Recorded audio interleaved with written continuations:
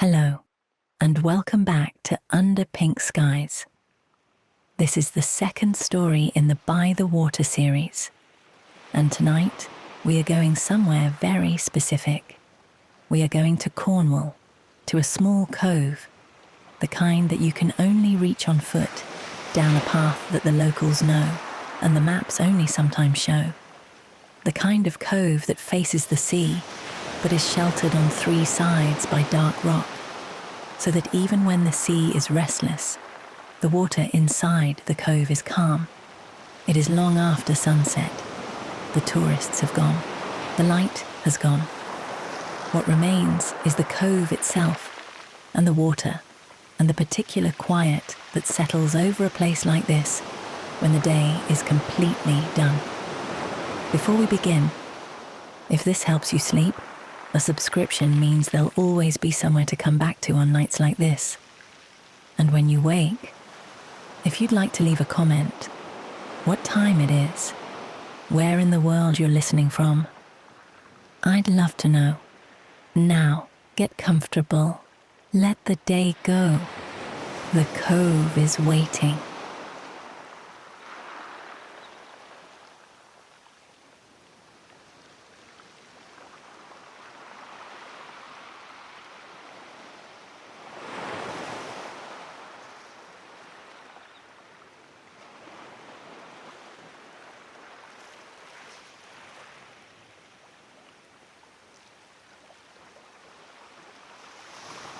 You are in a cove in Cornwall.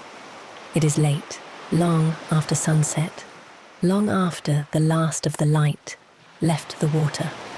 The sky above the cove is the dark blue that the Cornish sky becomes on a clear night, deep and wide, with stars that are more visible here than they are inland, because there are no streetlights, no buildings, no competing light of any kind, just the sky and the stars, and the dark shape of the cliffs on three sides, and the open sea beyond the cove's narrow mouth. The cove is small. This is important. It is not a beach, not a long open stretch of sand. It is a cove, enclosed, particular, held. The cliffs curve around it on the left and the right, and rise behind it.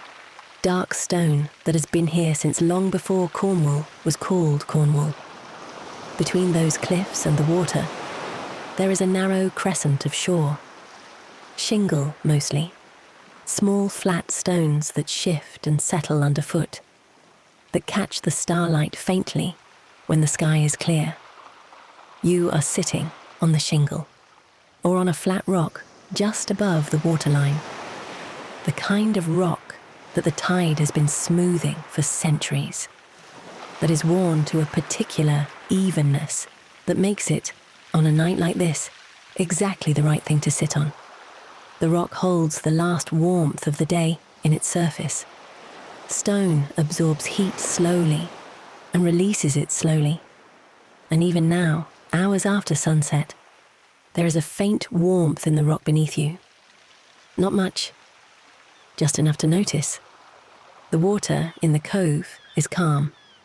This is the particular quality of a sheltered cove.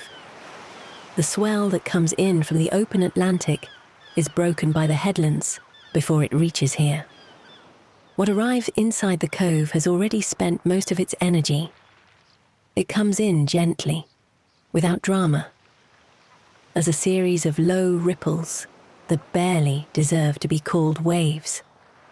They move across the surface of the cove with a sound that is different from the sound of the open sea, quieter, more enclosed, slightly echoing off the rock walls. The sound of water in a sheltered cove at night is one of the quietest sounds there is. It is barely louder than silence. It fills the space between silence and sound, occupying that small territory with a gentleness that does not draw attention to itself. You could almost not hear it, and then you listen, and it is there. The patient lapping of water against stone, regular and very soft, like something breathing in its sleep. The cliffs rise on either side of you. You cannot see their tops from where you are sitting. They are too dark against the night sky, their edges blurred into the dark, but you can feel their presence. They change the quality of the air inside the cove. Stiller than the air outside, slightly warmer, held by the rock. The cliffs are doing what cliffs do, blocking the wind, creating shelter, making the inside of the cove a different place from the outside of it. You are on the inside. The sea beyond the cove's mouth is darker than the cove itself. The open water goes on until it meets the sky at a horizon you cannot quite see. Just sense something out there, very far away, is the other side of the ocean. But that is a long way from here, and it has no bearing on this particular cove, this particular night. The smell of Cornwall at night is its own thing.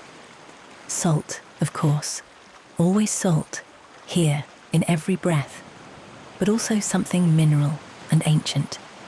The smell of very old stone, of granite that has been wet and dried and wet again, for longer than you can meaningfully think about. And beneath that, the smell of the sea itself, which is not just salt, but something biological and deep. The smell of an ocean that is full of life, all of it happening invisibly, in depths you cannot imagine, in the dark water beyond the cove's mouth. This is the smell of the edge of England. Cornwall has a particular quality at night. It is one of those places that is more itself after dark than it is in daylight. Not because the daylight diminishes it, but because the dark removes the things that are not it. The tourists, the cars, the ice cream vans and the surfboard rental signs, and all the cheerful commerce of a Cornish summer day. All of that belongs to the daylight hours. And when the light goes, it goes with the light. What remains is the Cornwall that was here before any of that. The rock, the sea, the sky, the paths worn into cliff tops by centuries of feet, going back and forth between the land and the water.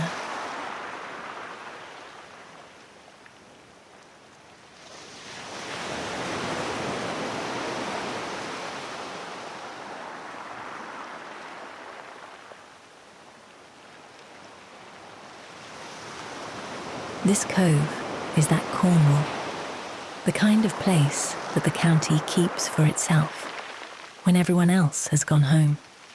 Small and specific, and not on any route to anywhere. You came here on purpose, or you found it by accident once and remembered it, or someone who knows these paths showed it to you.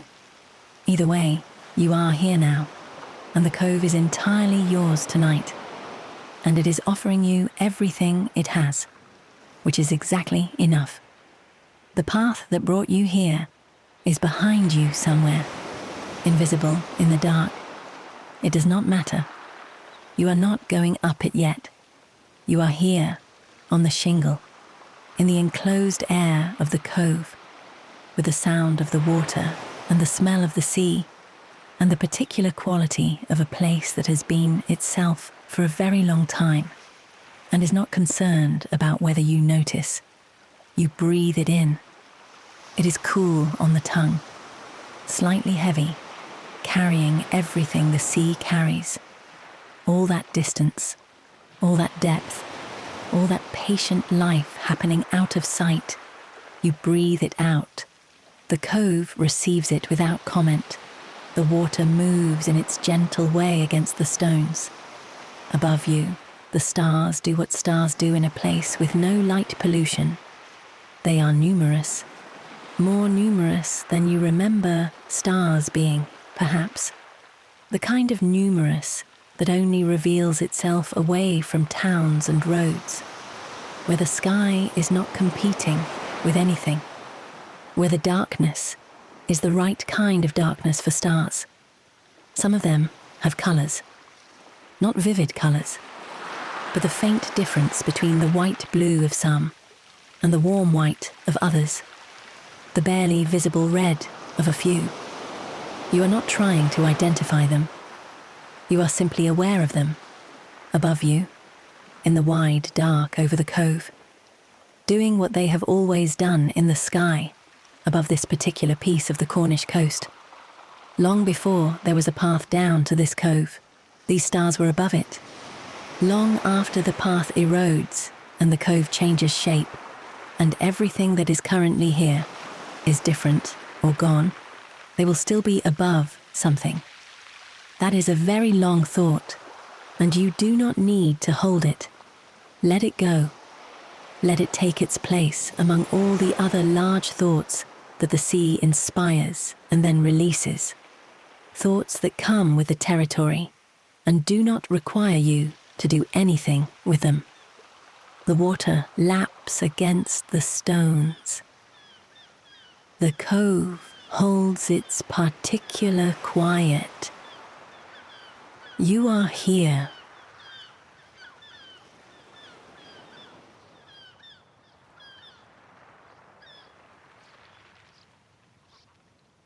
A cove like this keeps things. This is one of its properties. The enclosed shape of it means that things arrive and do not easily leave. Driftwood that enters the cove on the tide tends to stay, moving slowly in the circular currents that a sheltered cove creates, bumping gently against the shingle and the rocks, and then floating back to the centre. Seaweed collects along the waterline. Feathers, the occasional piece of something that was once something else, worn by the water until its origin is ambiguous.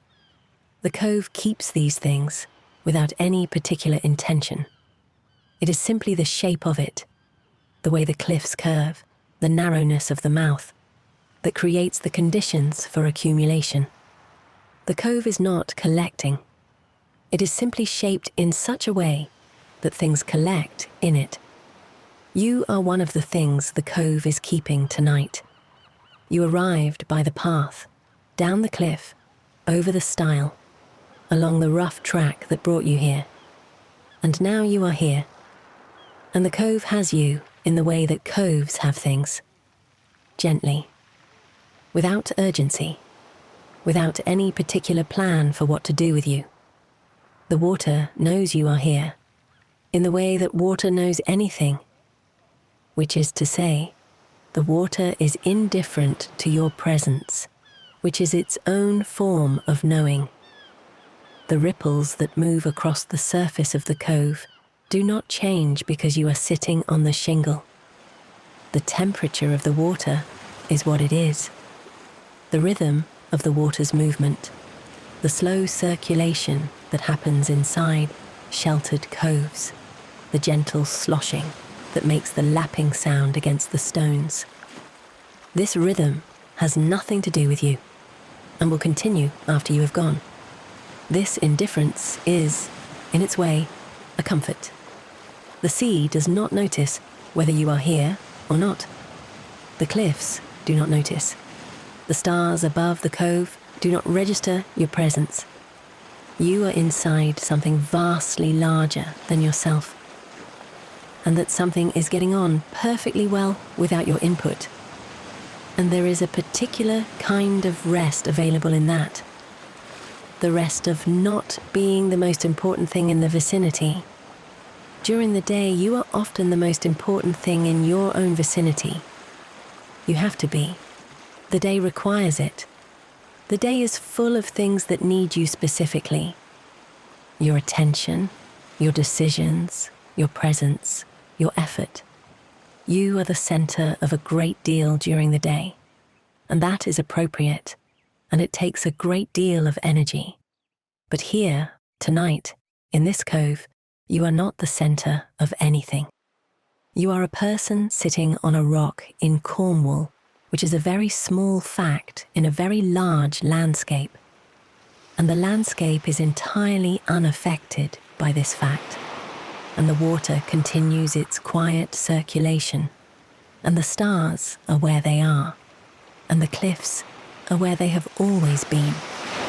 The Cornish coast has been shaping itself for 200 million years. Not quickly. Nothing about the geology of Cornwall has been quick. The granite that forms the cliffs of this cove was pushed up through the older rock by volcanic activity so long ago that the word ancient barely contains it. Then the sea began its work, and the sea is still working. Every tide, every storm, every wave that arrives at the base of the cliff is working on the rock, taking a little away, returning it as sand or carrying it further along the coast to deposit it somewhere else. The cove you are sitting in is the sea's work. The curve of the cliffs, the shape of the shingle beach, the angle of the rock face where the waterline has been, all of it is the sea's slow carving. You are sitting inside a sculpture that took longer to make than the human species has existed. And it is still being made. And it will continue to be made long after this night has become part of the vast accumulation of nights that no one remembers. This is not a melancholy thought. It is simply a large thought. And large thoughts have a way of making the concerns of a single day feel appropriately sized. Your day was real. Your concerns are real. But they exist inside a very large frame, and the frame is this coast, this rock, this sea that has been arriving here since before there was anyone to watch it. The frame is always here. On ordinary days it is invisible, because ordinary days do not bring you to places like this, where the frame is present and visible and tangible enough to sit on. Tonight the frame is here, and your day is the right size inside it. You can rest in being small tonight.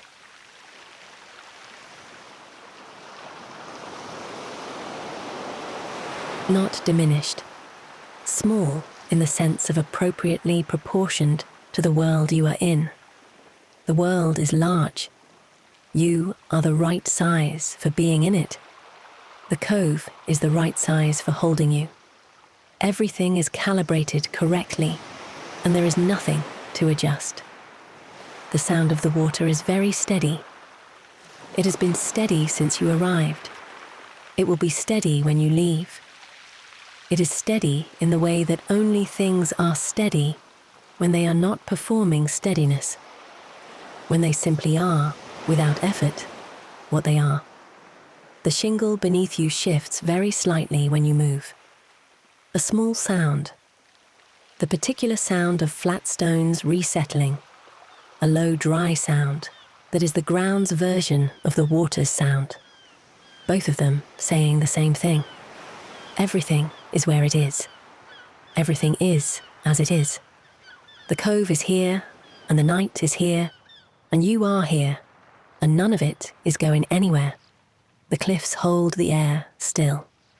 Inside the cove, the air barely moves.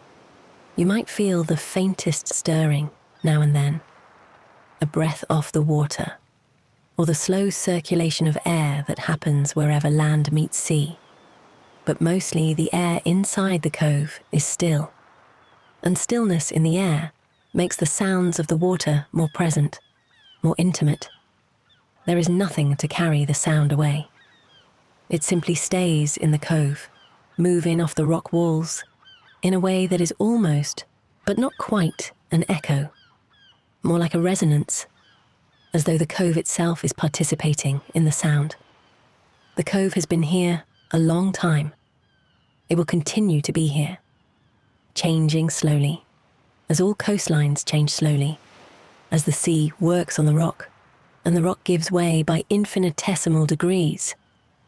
But essentially here, essentially this shape, essentially this particular enclosed piece of the Cornish coast that faces the Atlantic and shelters its small water from the worst of what the Atlantic sends. And tonight it is sheltering you as well, quietly, without being asked, the way the best shelters work.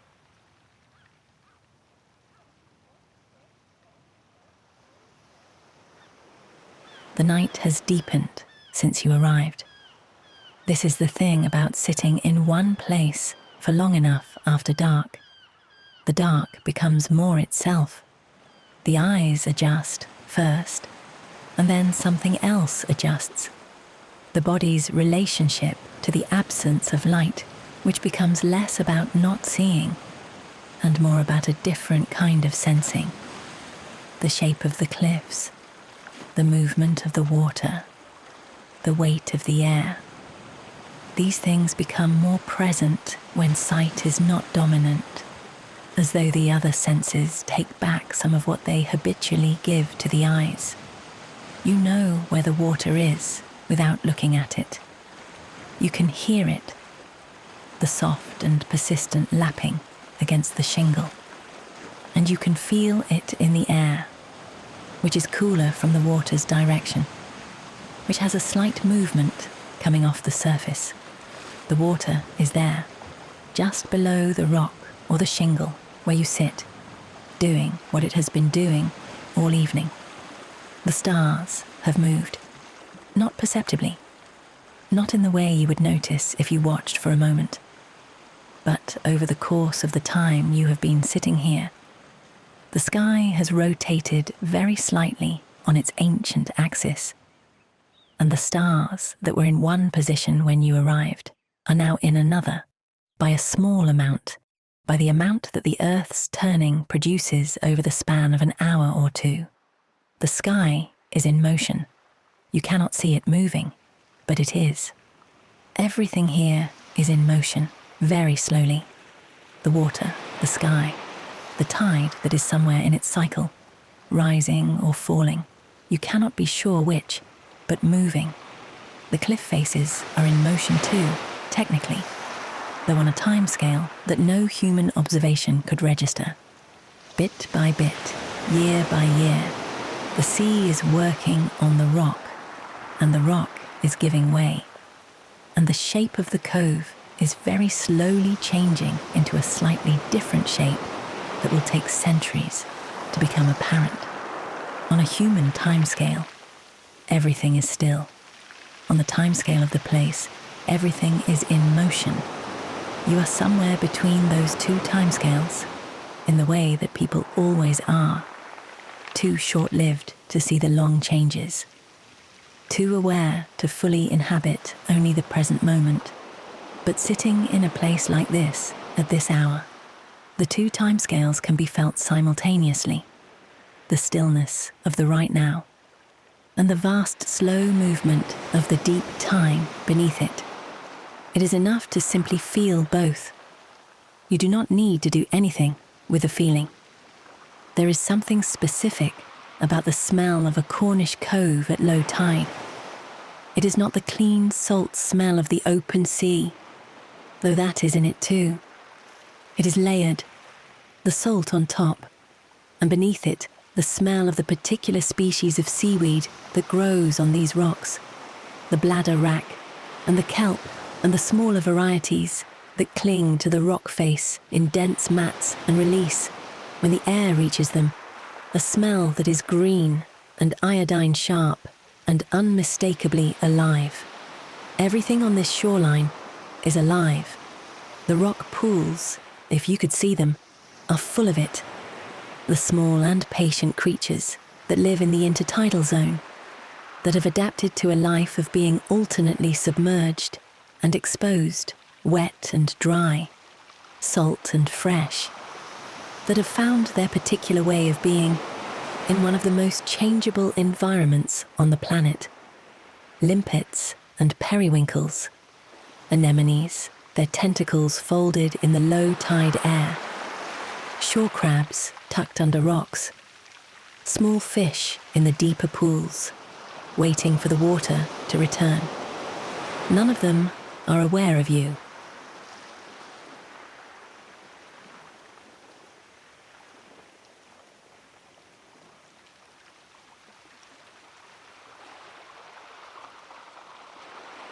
You are not part of their calculation. You are a large, warm thing sitting on the rock above their world. And they are going about their lives without reference to your presence, as they always do, as they always have, as they always will. Being unrequired by the rockpool creatures is its own small freedom. The shore is busy with its own business. You are passing through.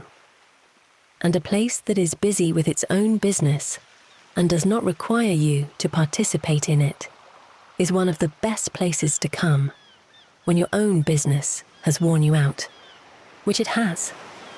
And you are here. And the rock pool creatures are doing what they do. And the water laps against the stones. And the cove keeps its quiet. Your body has been making its own adjustments throughout all of this. The sitting, the cool air, the sound of the water, the stars above, the particular enclosed quality of a Cornish cove at night. All of it has been working on you the way the sea works on the rock. Which is to say, gradually, without drama, producing changes that are only noticeable when you compare where you were at the beginning with where you are now. You were more tense when you arrived. Not dramatically. You arrived tired, not agitated. But there was a tension, as there always is at the end of a day. The accumulated residue of all the small efforts and responses and adjustments that a day requires. That tension has been leaving you. The cool air has taken some of it. The sound of the water has taken more. The simple act of sitting still in an enclosed place while the night deepened around you has taken the rest.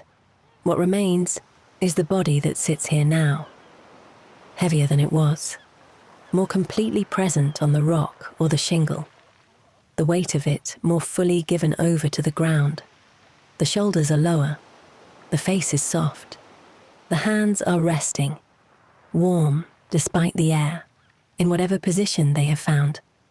The cove smells of low tide, slightly, the particular smell of rock and weed that is exposed as the tide drops, or the smell of fresh salt water and wet stone if the tide is rising.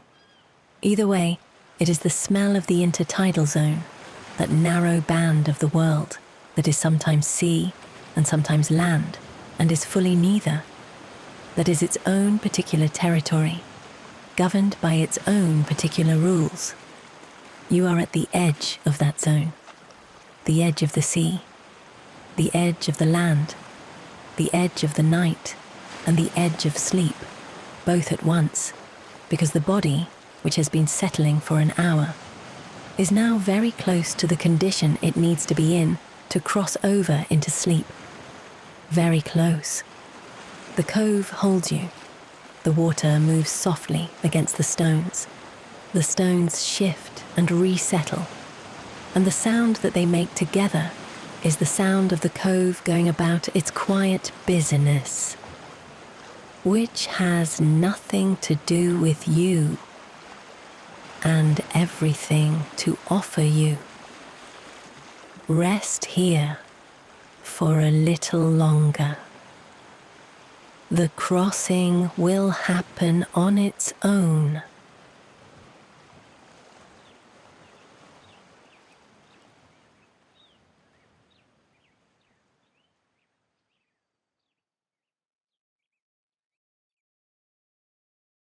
The cove is very quiet now, the quietest it has been all evening.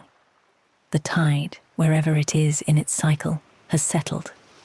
The movement of the water inside the cove has slowed to its minimum, the lapping against the stones becoming less frequent, the silences between each small sound longer and more complete. You have been here long enough to have become part of this quiet. Not the source of it. The quiet was here before you arrived, and will be here after you leave. But part of it, in the way that anything becomes part of a place when it has been still there long enough.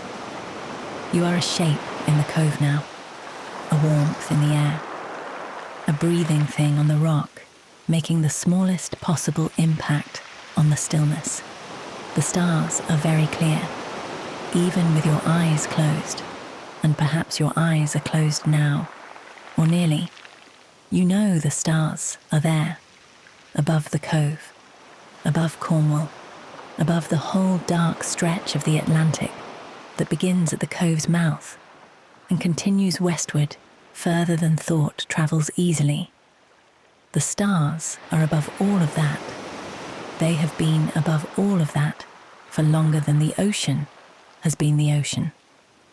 The thought of that distance is restful, in the right state.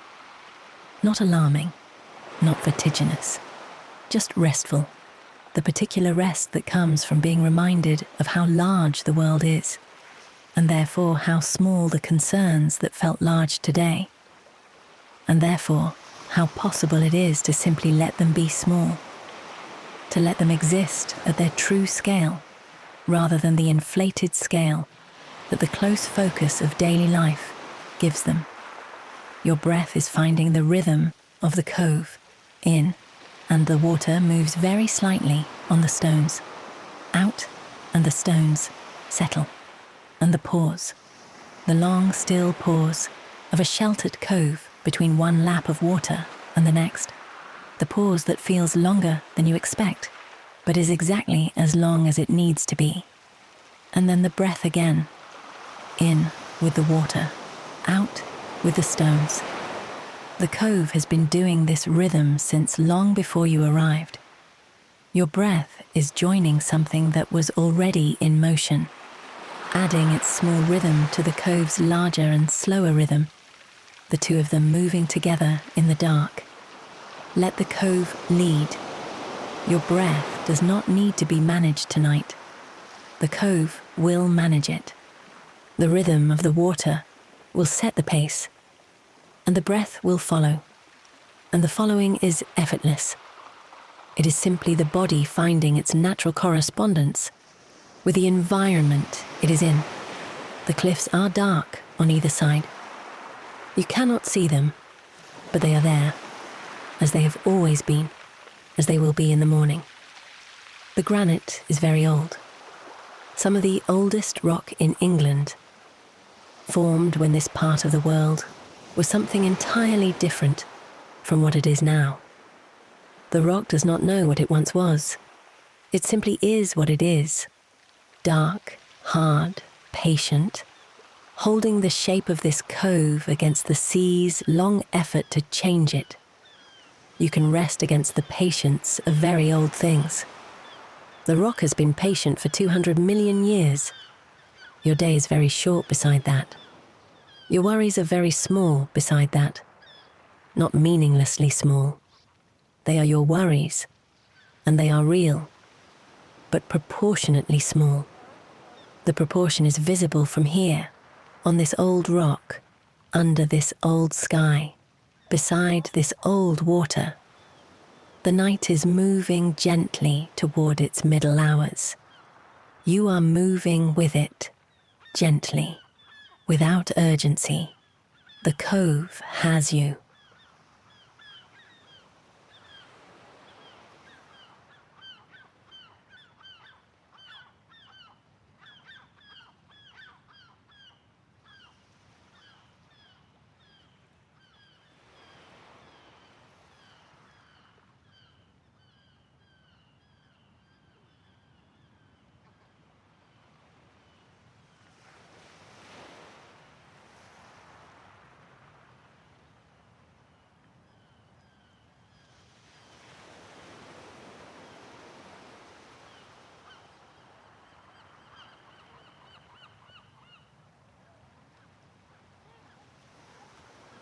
The body is very still on the old rock, still in the way that the rock is still, not frozen, not rigid, but settled, resting in place, occupying the position it has found, and not seeking another.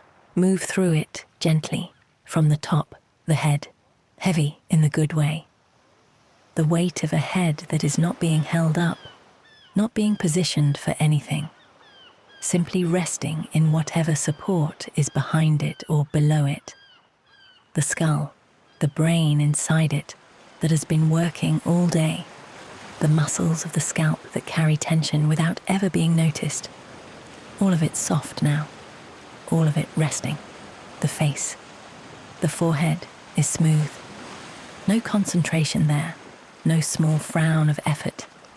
The muscles around the eyes are soft.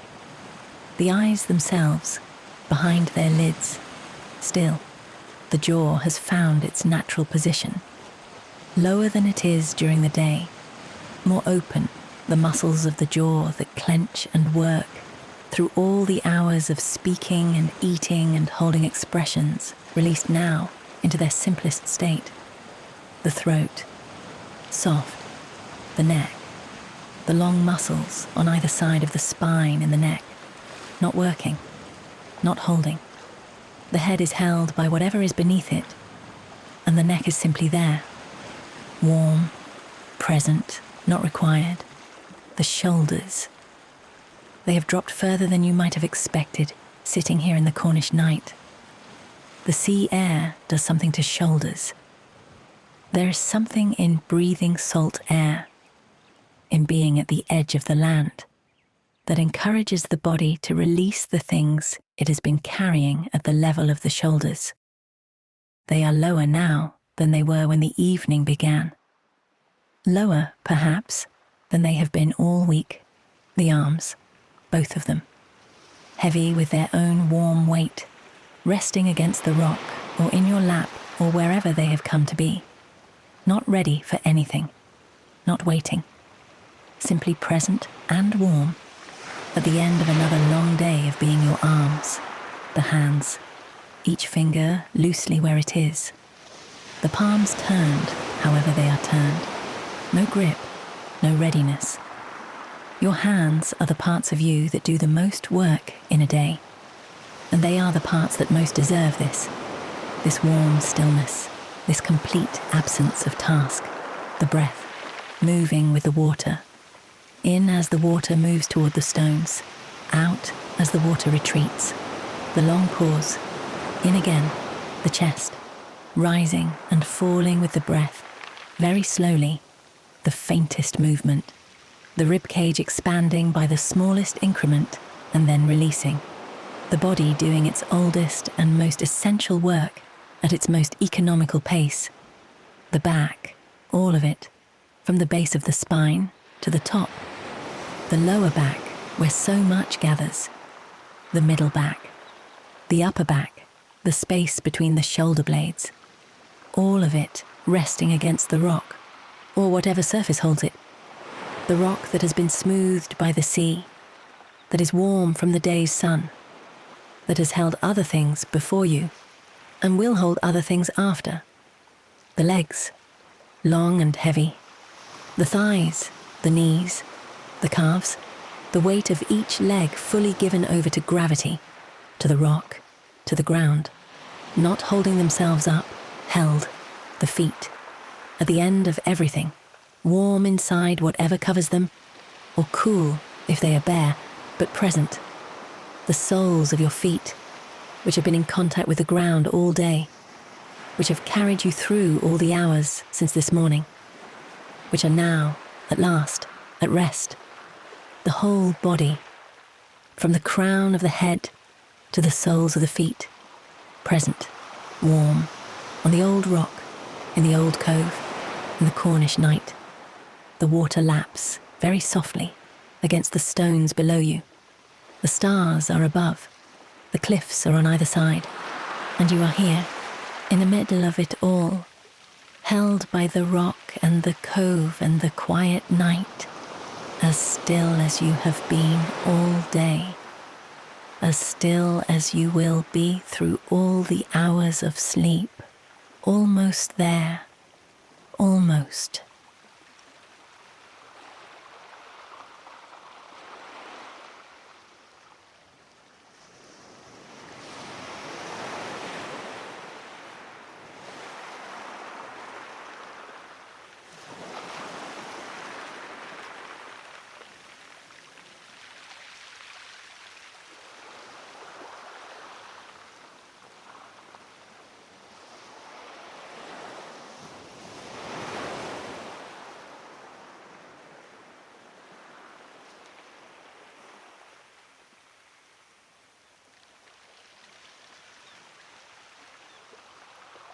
Cove is very quiet, long after sunset, long after the last of the light left the water and the cliffs and the sky, long after the tourists left and the walkers and the last person who came down the path before you, long after the day, the water is doing what it does, moving very gently in the enclosed space, lapping at long intervals against the shingle. Each sound small and complete in itself, each silence between sounds long and undisturbed.